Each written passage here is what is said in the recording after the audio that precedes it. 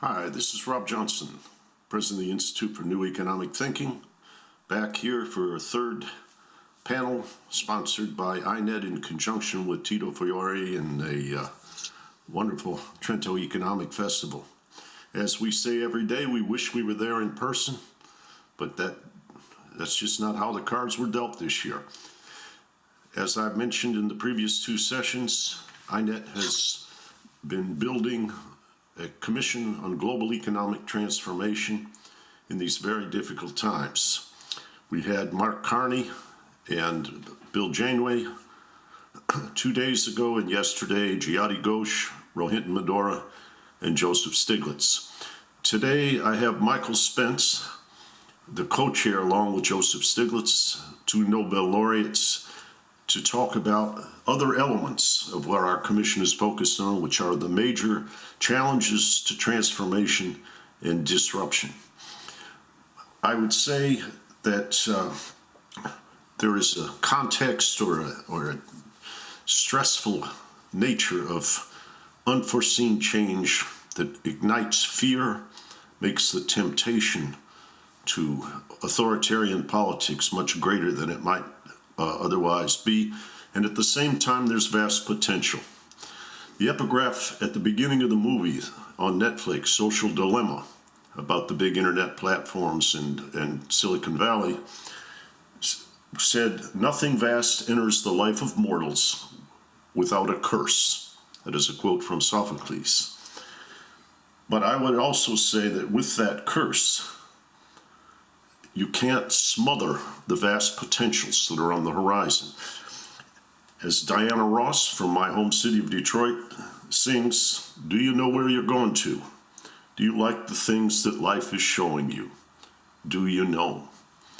Well, we can't know, but the best thing we can do is bring somebody who is a deep diver, whether it's relationship between technology and economy and labor, or technology and new forms of commerce, or U.S.-China relationship. I don't know any better cleanup hitter than Michael Spence. And the only thing I'll tell our audience, I had an unintended export to Italy this year, because between Mike Spence and Mark Carney, I've got two Ivy League graduate former hockey players. One is a goalie at Princeton, a goalie at Harvard, Mark Carney, and Mike played hockey with Princeton University. So I don't know what the relationship, I grew up in Detroit and I love hockey, but I don't know what the relationship is between what we've exported and that sport. But I do know Mike will deliver a tremendous export today. And Mike, thanks for joining me. No, it's great to be with you, Rob. So Mike, when we've talked in preparation for this, we talked a lot about what you might call precedents of past transformations, and how this one, which just appears all around us. I mean, in recent years, financialization, the prospect of climate, concerns about migration, globalization, and whether the nation state can manage its affairs any longer. But the realm of technology, you've been working with the Lujan Academy. I've had the good fortune of doing a podcast with their leader Chen Lung recently about a report that you were involved in writing. But there are many aspects: biomedical science, gene editing, the digital big data kind of issues, the issues of which you might call relative power of factors of production. And you see them all, solar, DNA sequencing, all of these things. How do they relate to the past, and what kind of lessons can we draw from the past about all these things that are right on the horizon right now, and both exciting and a little bit scary? Well, I guess I would say, Rob, we live in a period where so many things are changing that I think virtually all of us at times feel somewhat bewildered by it. And we certainly live in a period in which, making accurate forecasts about where we're going, especially long-term ones, I think are really unrealistically out of reach for us. And that is anxiety producing for everybody because there are some, significant challenges and downside risks. I would say a sort of second point is I was struck by looking recently at the power of the tools that are being made available by science and technology. So I looked at solar, which 10 years ago was basically a nice idea, but relatively, useless from a cost point of view in dealing with climate change. And now it's, at least competitive and by some standards better than the fossil fuel alternatives and other alternatives like nuclear. I mean, the only thing that really beats it is sort of hydropower, and that is important, but has limited uses. And then I looked at, 50 years ago, roughly, the structure of DNA was discovered, and about 30 or 25 years ago, we sequenced the first genome. Probably cost $1 million to get that done. And now the costs are so low that it's become a very powerful tool in biomedical science.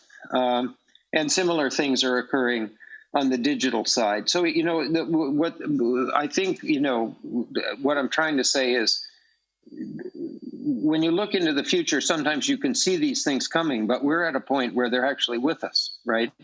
I picked biomedical science as an example, even though we are formally going to spend most of our time on digital, because this is very, very powerful stuff. And in particular, gene editing is an excellent example. The two women who received the Nobel Prize in Chemistry this past year in 2020 received the award for doing the foundational work that has enabled us to do gene editing. Gene editing is a classic example of a technology that has enormous potential with respect to something that everybody cares about deeply, which is human health.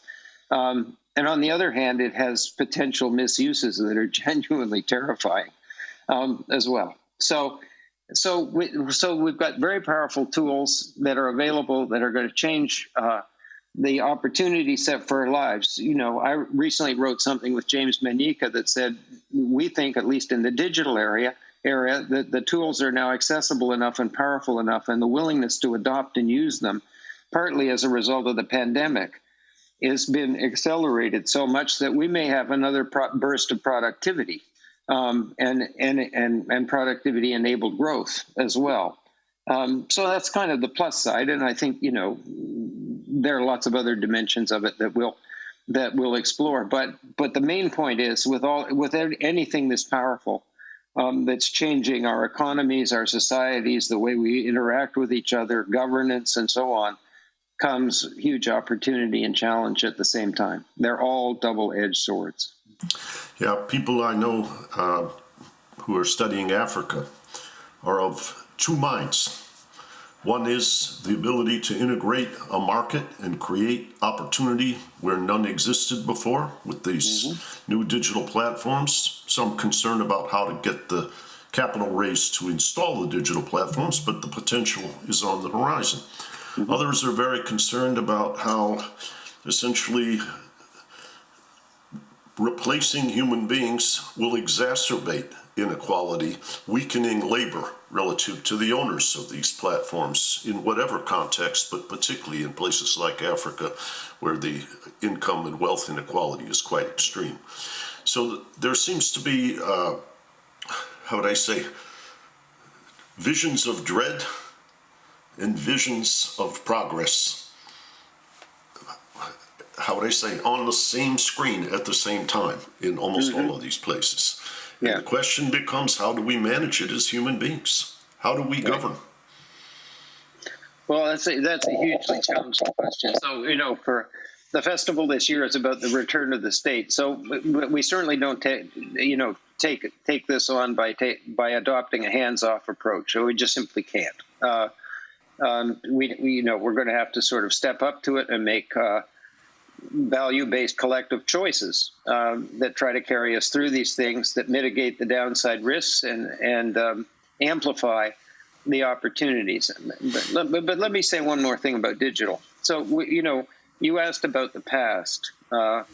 We had the Industrial Revolution that began in Britain, spread to continental Europe, spread around the world eventually, but really didn't make it to the developing countries until the post-war period. Industrial Revolution had lots of mechanization, right? We would probably use the term automation now, but it isn't quite right because these machines weren't autonomous. They were, in control of human beings.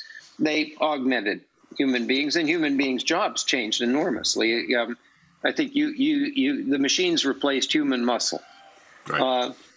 The digital technologies, in particular the programmable computer and networks and all the other things that we don't have to list here, are basically entering the world of information, coordination, decision-making, transactions that up till the digital era were essentially, and there were a few exceptions, entirely in the hands of human beings. If you put that in sort of popular jargon, at least the way we use it in the United States, we are experiencing both automation and augmentation in the world of white-collar work, really for the first time.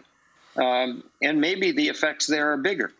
They're not confined to that. I mean, we have now, with artificial intelligence and sensors, we have robots that really are relatively autonomous and do replace human beings in sort of manufacturing, logistics, and so on. But we've got, tons of jobs, even without the most advanced digital sort of machine learning technology, tons of jobs being eliminated from economies in the white-collar area because the machines do them faster, better, and sometimes with great accuracy as well.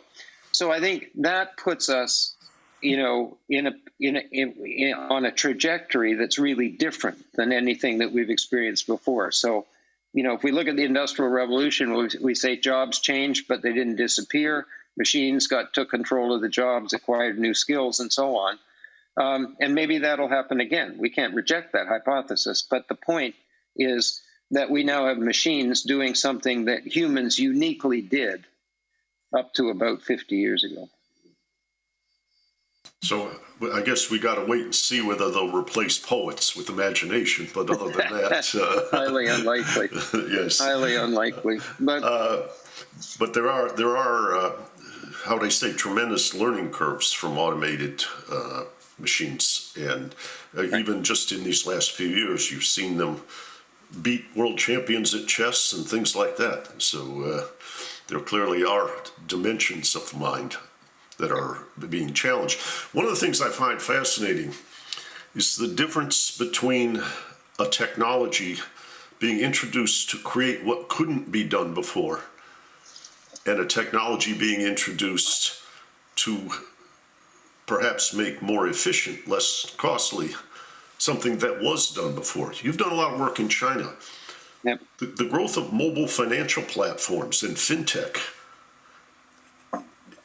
with U.S. banking and branches and so forth, I can see that displacement factor being very large in relation to the, how do I say, creating new opportunities. They may cost less or what have you.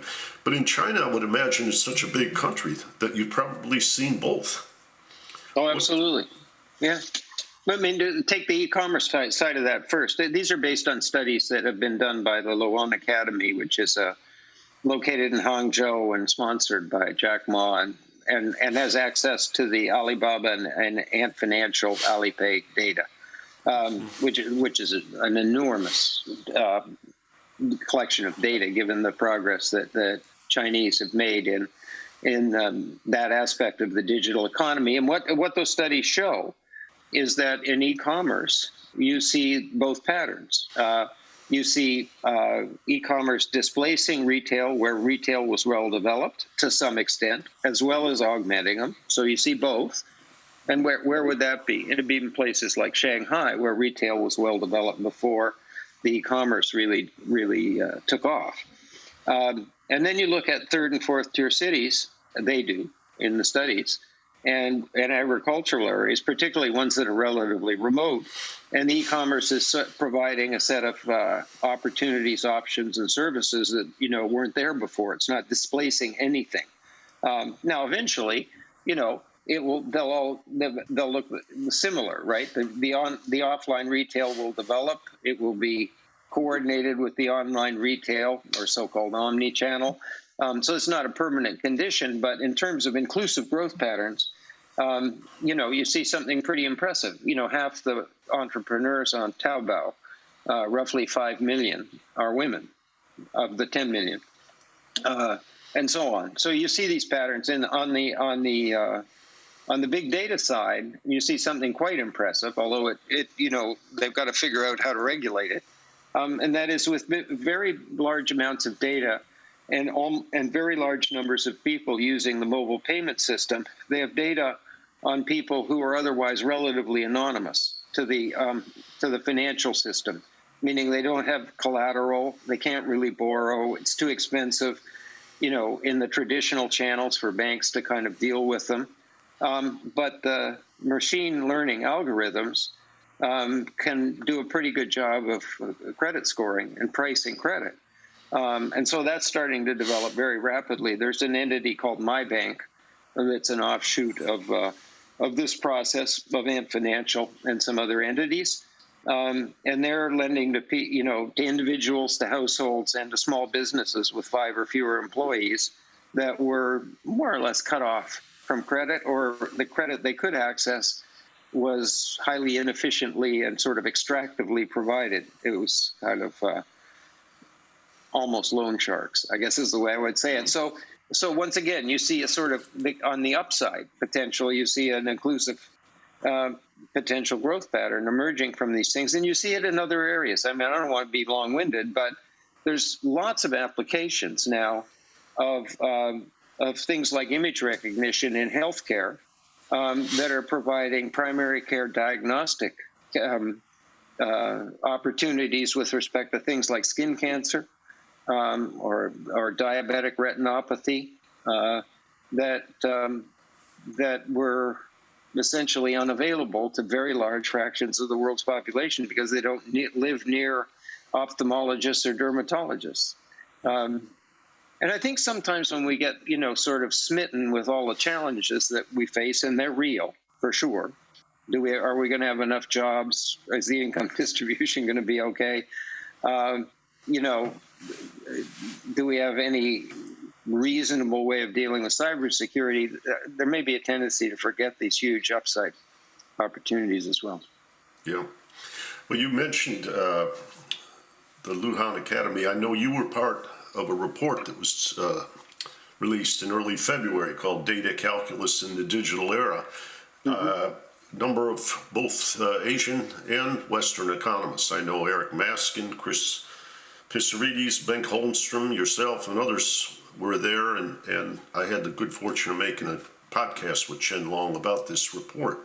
Right. And it seems to me that there are a number of, which I call dilemmas embedded in this. The big data can allow.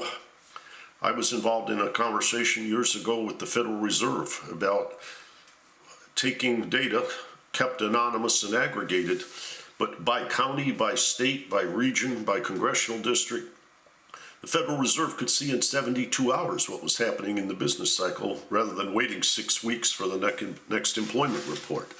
That's right. And so what you might call the duration of being off course was diminished greatly.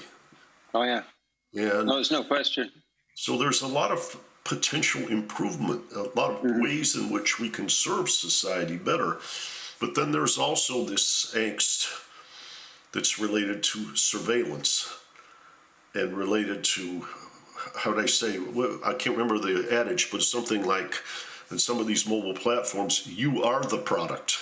In other words, you get a free service for being the product. Right. And then the question comes, as you and I have talked about in many instances, if you have economic platforms that also give off big data, which creates opportunity for surveillance, how can places like the United States and China collaborate when hackers are so good at penetrating systems and at hiding their identity?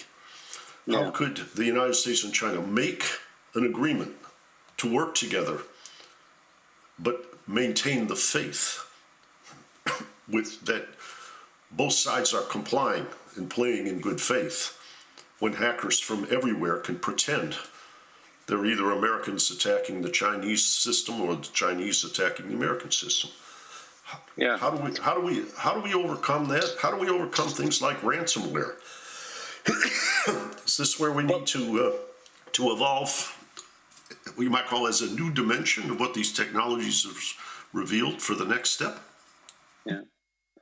I mean, it's ironic that, this comes up in the context of a pandemic where the ability of the economy to function increasingly on a digital foundation has made economies resilient in a way that they just simply wouldn't have been before.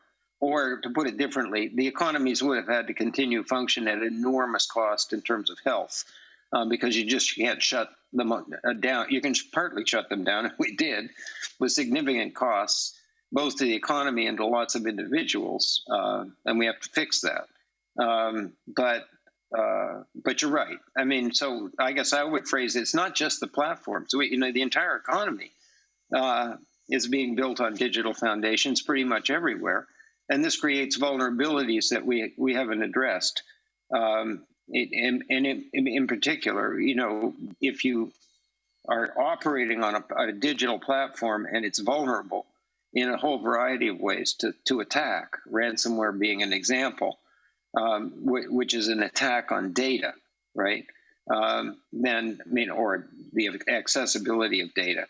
But in principle, you could have attack that destroys data and makes it very difficult to kind of get the system up and running. And so one of the puzzles is, this is not a new idea, although it gets more serious as the extent of the digital underpinnings of the economy continue to increase. But the question is, what are we doing about it? And I think, given the subject of the festival this year, we have, excessively weak thus far activity in regulatory activity with respect to sort of, security, digital security, which isn't just international, by the way. I mean, you can attack things from within.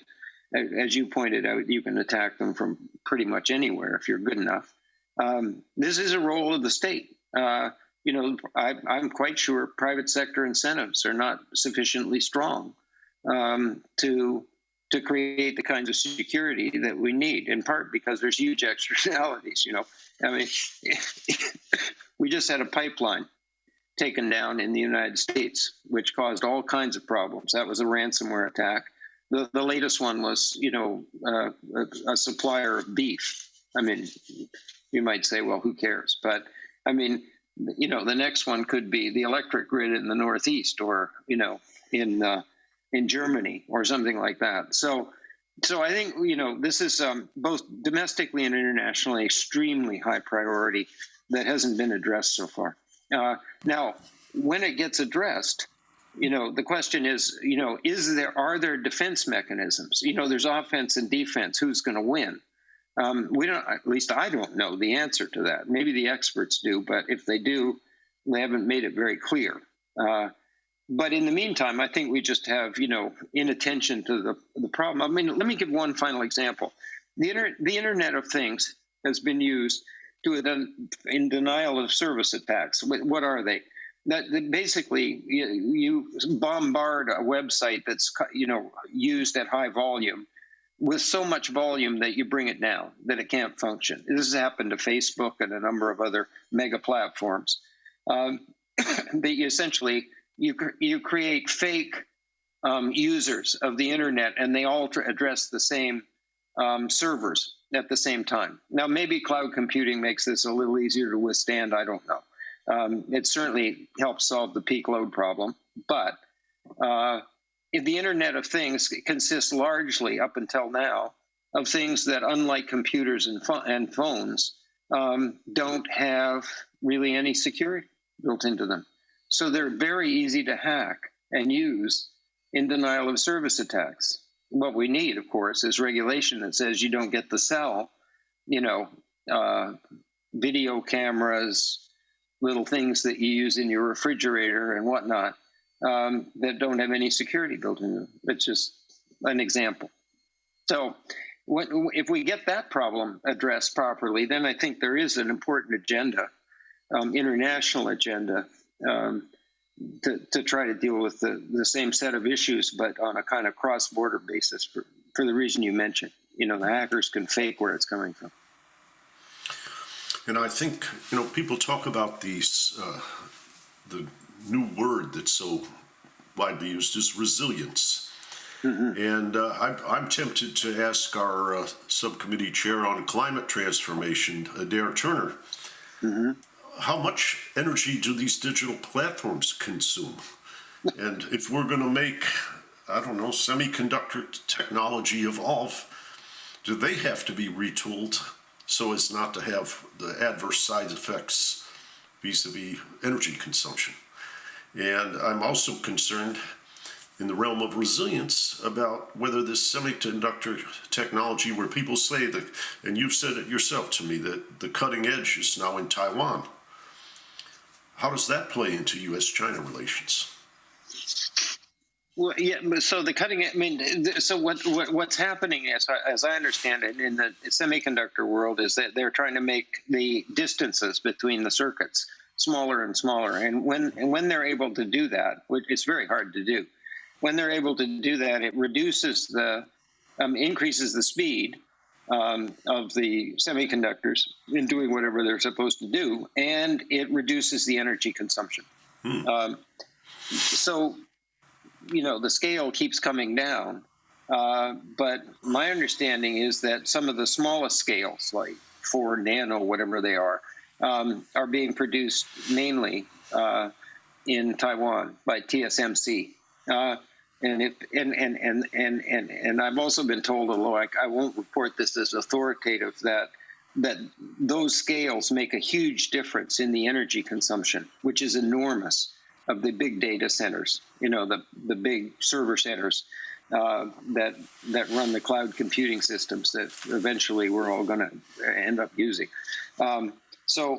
So in all kinds of ways, Taiwan has become a kind of very strategic property in the digital world. Mm-hmm. It's also quite obviously, by many accounts of experts in international relations, one of the most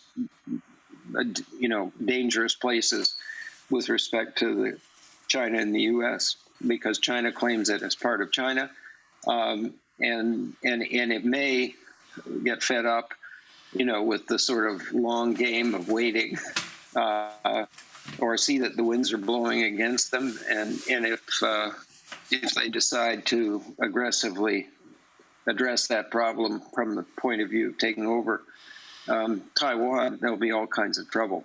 Who knows whether semiconductors are an incentive, but they're important. The big data center, this is creeping up on us, but big data centers and things like Bitcoin, which are very, very computational and network intensive activities, are major consumers of energy going forward. Mm-hmm. So part of the climate change agenda is minimizing that, which means further progress in the semiconductor area. And when you look at, how would I say, one of the things that we've studied in the Global Commission is the scenarios that places like the International Office of Migration present, that essentially 55 years from now, there'll be more than 5 billion people in Africa. Mm-hmm. You're very knowledgeable about development. You ran the Growth Commission at the World Bank. But at some level, can past be prologue when in underdeveloped countries in the global south, in equatorial regions, carbon burning and rise in temperature can destroy subsistence farming, create a form of shock that's a frame of, a contributor to social unrest. At the same time, we don't have the East Asian model of development anymore. Global supply chains, machine learning and automation. There's, we don't have the playbook for development with a growing population that will lose at least some significant proportion of its subsistence farming. But I know from our conversations you've been quite hopeful about some of what digital can do for Africa. Mm-hmm. Share with us how you see an unprecedented development strategy that probably involves solar and involves digital. Can yeah, no, on help us. yeah, oh gosh. So I guess the starting point is, many African countries have made significant progress. There are setbacks, but there are setbacks everywhere. When you look carefully, you can see that in Latin America now, where you get forward progress, but then some real challenges come up. Second, and given the post-war period, Africa has kind of fallen behind in many dimensions on average. It's an unusually configured continent because there are more landlocked countries, and there's a lot of natural resource wealth, which is an asset, but it's difficult to manage. And if managed poorly, it leads to conflict and dysfunction rather than enhanced ability to invest and grow.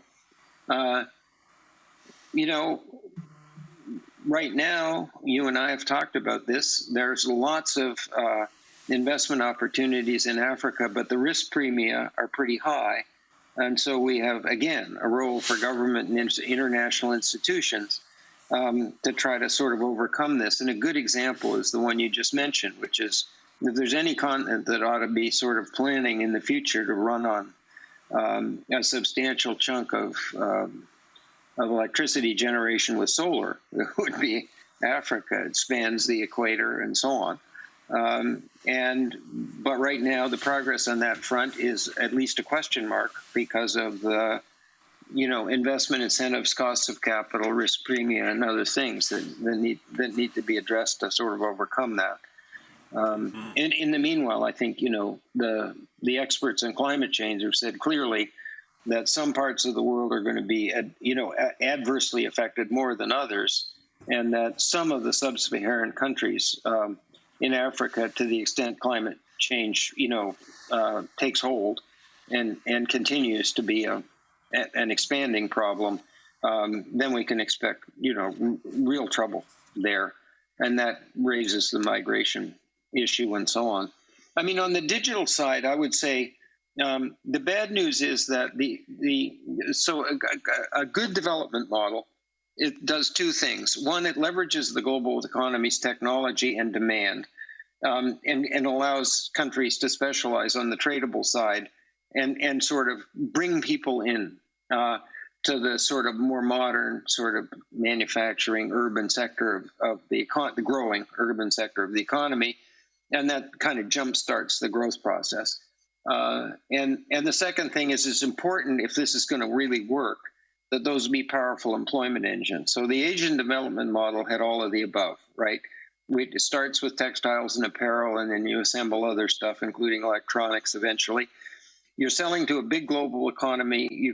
Because of the low cost of labor, you have a comparative advantage. And it employs tons of people, draws them out of the traditional sectors where there's surplus or underemployed labor. And that model was used in countries sequentially, starting with Japan, through a good part of the world, especially in Asia.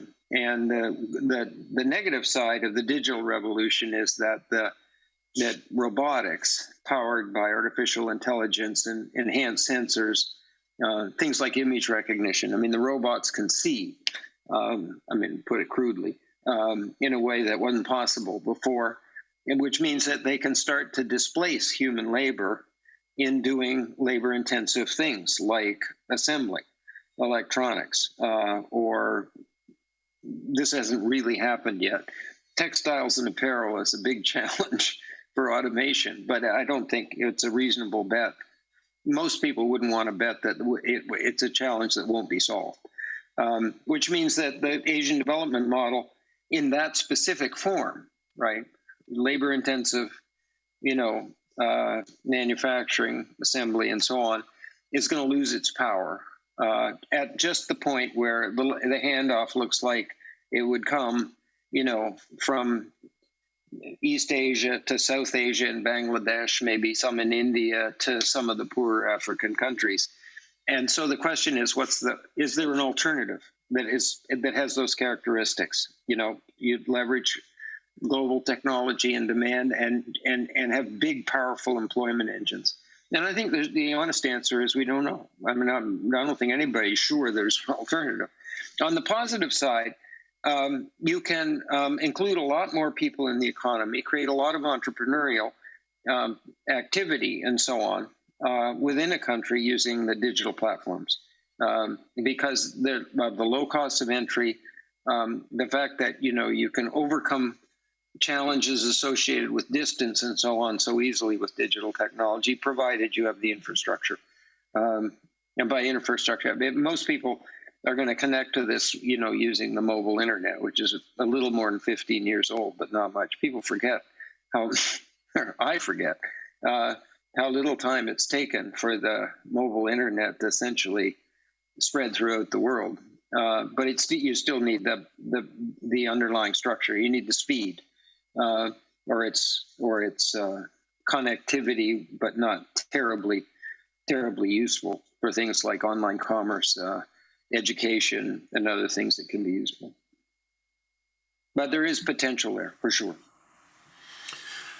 A lot of people are concerned about globalization. Mm-hmm. The kind of, how do I say, hip pocket joke is the Treaty of Westphalia is dead. Mm-hmm. That you can have models as economists of all the things you would do to keep things on track, ameliorate distress or extreme imbalances. But in a world where finance can be transferred in nanoseconds, where people are resisted because they're not just factors of production, they're citizens who have social customs and histories and so forth, and large-scale migration can frighten other people that their platform is being changed. So we have a situation where the integration that digital provides for us is both very positive. Someone who's a fashion designer in India can reach markets all over the world. Yeah. But there's also a sense in which things can escape. Now, in the old days, people talked about foreign direct investment in places where there were no labor laws, or foreign direct investment in places where there was no climate protection. But it does seem that finance and technology are relatively stronger than people in this global system. And the name of this conference is The Return of the State. Mm-hmm. How do you envision the state returning? And there's so many levels. There's the level of everything is under one tent, global governance. Then there's, but how sensitive are they to the stresses and pains in any given area?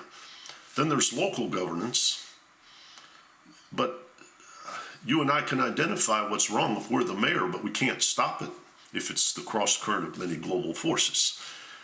In your mind, how are you seeing the return of the state, the role of governance, in the context of the technologies and systems that we do have? So I think, the return of the state is several things. First of all, there's an enhanced understanding that the state is absolutely crucial in dealing with challenges, anxieties, things that really matter to people. It's the social insurer, it's the fixer of kind of market failures and so on, when it's working properly. And so what I anticipate, Rob, is modification of various aspects of globalization, including ones that have to do with digital technology and data flows, to make the thing that people rely on, which is the nation state, not global. I mean, I haven't heard anybody say that we're all going to feel comfortable being governed by a single, global government. When people talk about global governance, they're talking about, I think, mainly institutions that facilitate cooperations among nation states and their sub-entities, because that's what people turn to. I mean, my political science friends tell me constantly, all politics is local. I think that's probably true.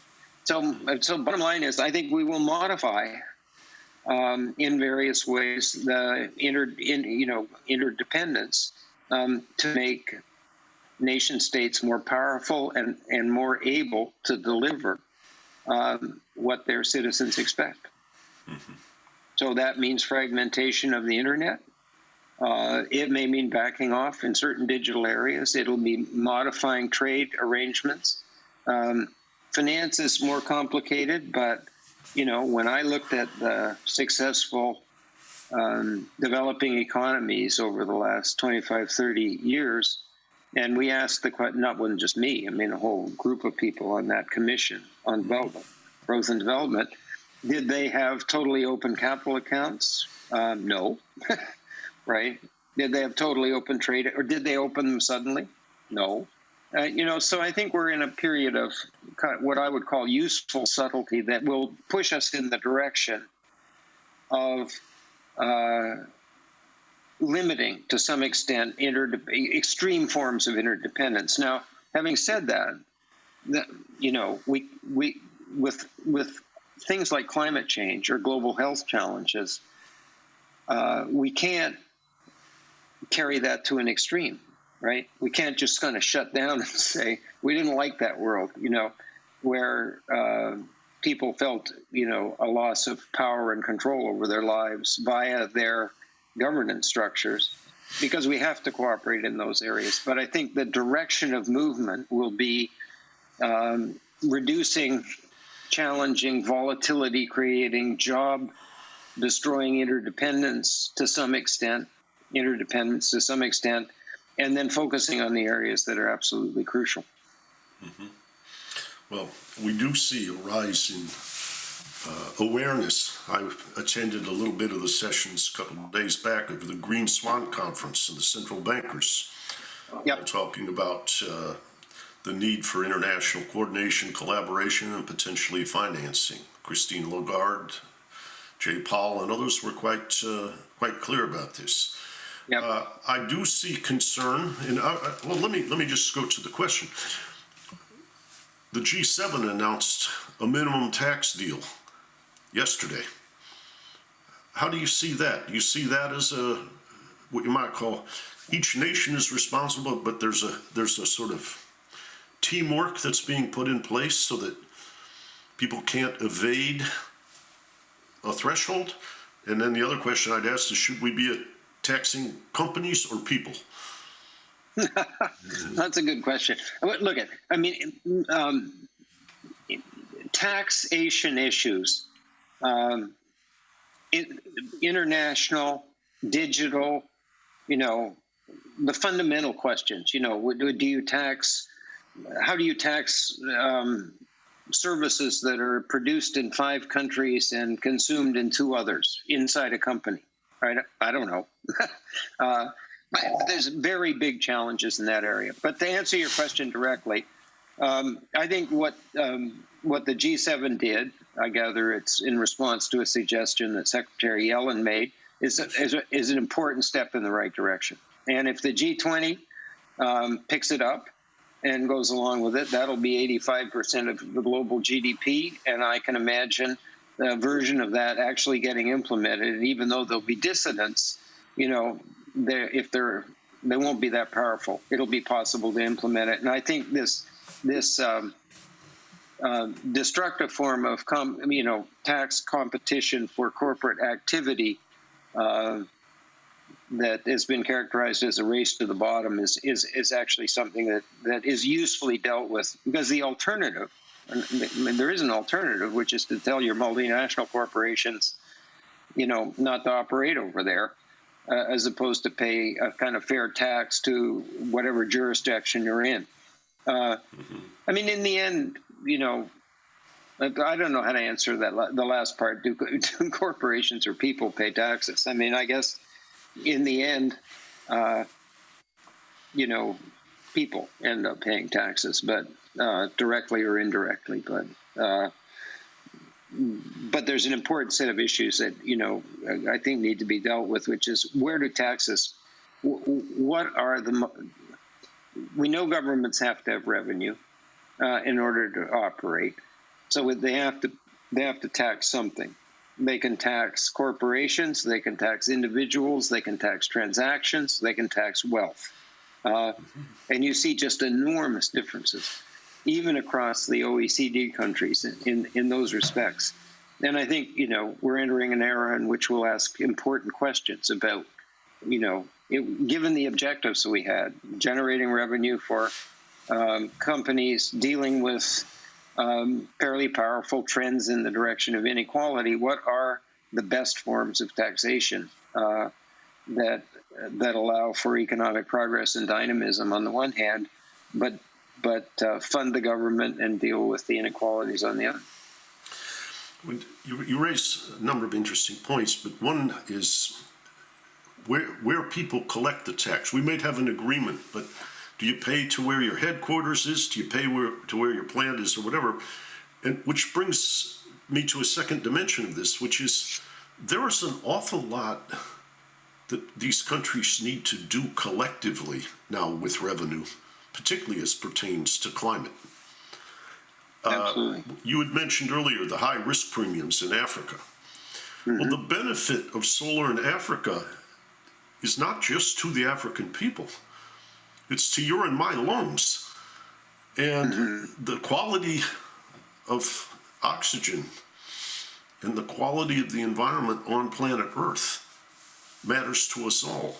So if they're faced with a risk premium of 800 basis points, shouldn't we create the equivalent of revenue or guarantees or something to fund something that benefits the public good, meaning the global public good? And I don't think it should be a competition between whether Germany pays or whether America pays or Canada pays. At some level, maybe these homogeneous floors on taxation create a pool of revenue that could be dedicated to those common causes. Yeah, no, I think that's it. I mean, ideally, that is exactly where you would want to go. And the question is, are we going to kind of get there? But that does mean, we see this in Europe all the time. I mean, how much fiscal centralization, do you really find acceptable? But there's no question that the underlying argument doesn't have a flaw, which is there's a collective interest that goes way beyond the citizens in a particular region for overcoming obstacles like high risk premium stuff. I don't have any doubt about that at all. Yeah. There's, in fact, in this morning's Financial Times, or the weekend edition, there's a report about how potentially rising inflation in the advanced countries will take what you might call the risk-free rate higher as inflationary expectations start to rise a bit, and that will add to the burden in many emerging economies, some of whom, which you might call, are on the cusp of need for debt restructuring right now. So that they're... You mean because of the pandemic response? Yeah. Well, after the pandemic response and what have you, they have, how do they say, these countries, places like Argentina and what have you, didn't cause the pandemic, but their revenue capacity diminished, which you might call their credit rating ratios deteriorated, and now the risk-free rate's getting pushed up as the advanced economies recover, which deepens their challenge. Well, it could, especially if they're out of balance on the capital account going in. Then it could make it dramatically worse fairly quickly, I guess is what I would say.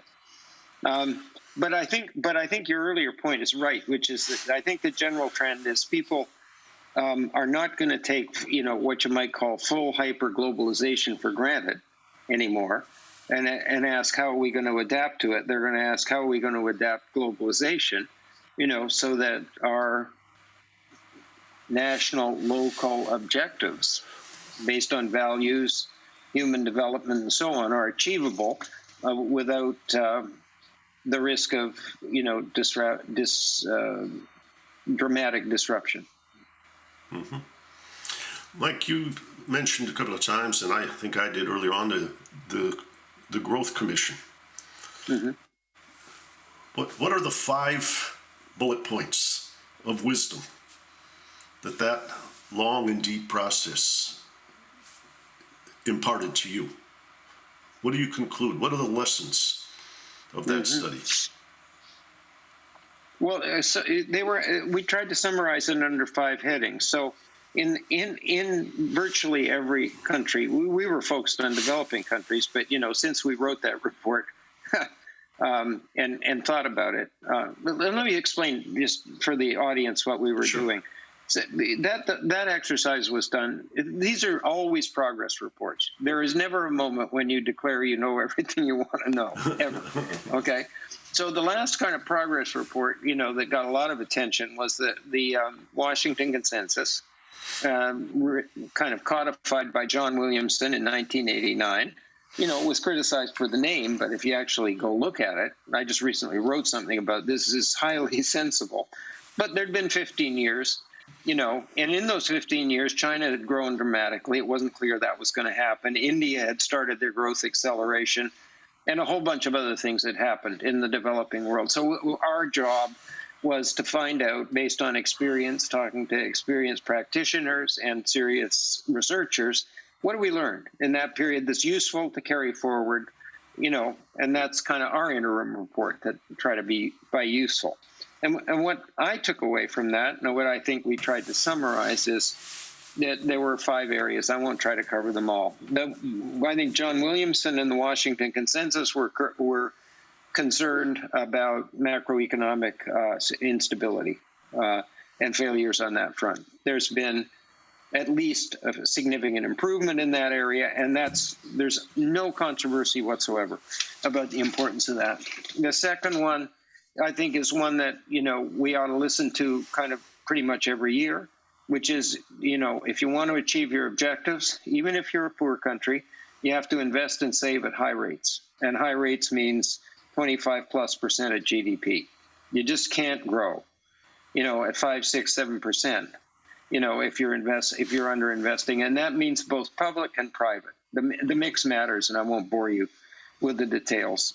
The third one is that, on a standalone basis, if you're not connected to the global economy, whatever the risks and challenges are associated with that, then you can't achieve this kind of very rapid progress. So you got to make your peace and do the best you can dealing with the global economy, because it gives you a big market and it gives you the demand I mentioned before. But by far and you can't run a centrally planned economy. You need markets. That's not neoliberal fundamentalism, market fundamentalism, or nothing like that. You see all kinds of models, but all of them delegate some of the resource allocation to markets, prices, incentives, and so on. But the most important one is governance. I mean, if you ask yourself where are the problems really coming from, in a very large fraction of the cases, the answer is there's a governance problem. And a governance problem means whoever's in charge, I don't mean an individual, just, but a group of people, if they're not competent, if they're pursuing some objective that doesn't sound like the long-run public interest, then you get significant deviations from potential. I guess is a technical way to say it. Governance is just absolutely crucial. And it seems, I guess, with the experience of the last 4 years in the United States, that some of those problems of governance can occur at the core of the system. And there's been obviously a great deal of concern, particularly after the pandemic, about, how would you say, the distribution of the burden in this country, or the deterioration of public schools, where money that used to be called tax evasion is now tax avoidance and it's offshore. And then we say we can't afford it. As the knowledge-intensive economy grows and the human capital ladder that the American citizens can climb is eroding. Yeah. And so I think it's hard also, using your lessons, to understand what leadership looks like in a global system from a core nation. And I do believe the Biden administration has made substantial progress in trying to re-engender trust and setting a good example. Yeah. But it's a formidable challenge. No, there's no question. I mean, and we you know, as you said, we every country, and including the United States now, has had the experience of, the kind of shaky period with respect to leadership. I think the ingredients are, they're not easy to define. It's not even easy to prove it matters, from a social scientist point of view. But I think humility, perseverance, and dedication, to some version of inclusive public interest, meaning bringing everybody along, and a willingness to recruit talent and get the best talent you can, in government, in order to, because nobody has all the answers. So, if the great leaders are ones that bring people in, bring people together, create a vision that's different from where we happen to be going now, get people kind of on board. It sounds mushy, but, if you go back to developing countries, Rob, and I'll let you wind up at this point because we're running out of time. Countries are known to stay in a low or no growth equilibrium for a long time. So it's not as if that's an unstable state. So the question is, if over a fairly short period you move to a different trajectory, where you're investing and saving and growing at, let's call it 6% a year, or 7%, where you're doubling the size of the economy every 10 years, something fairly dramatic has to have happened with respect to people's expectations, what they believe is going to go on in the economy. And it's, at least as I thought about it, that's the critical role that leaders play. They help people understand there's a different trajectory that's sufficiently believable that maybe we ought to give it a try. Well, Mike, we've been talking about all of these challenges in the context of what's been rising political despair.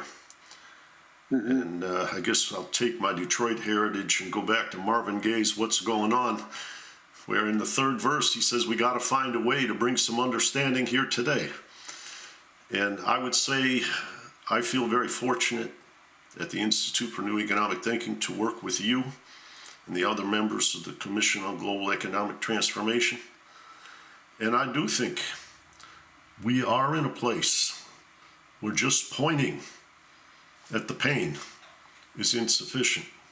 If we're going to bring this world to life for our children and grandchildren, we've got to show that there can be light at the end of the tunnel, alleviate some of that fear, and pull together. It requires a lot from the state and from political leaders. But Mike, leaders like you are making a great contribution. Thanks for being here, and thanks for working with us. Thanks, Rob. And thank you, Tito, for having us again. Thank you, Tito. At the festival. Hopefully next year we'll all be in the Opera House together. Right. Thank you. Right. Bye-bye.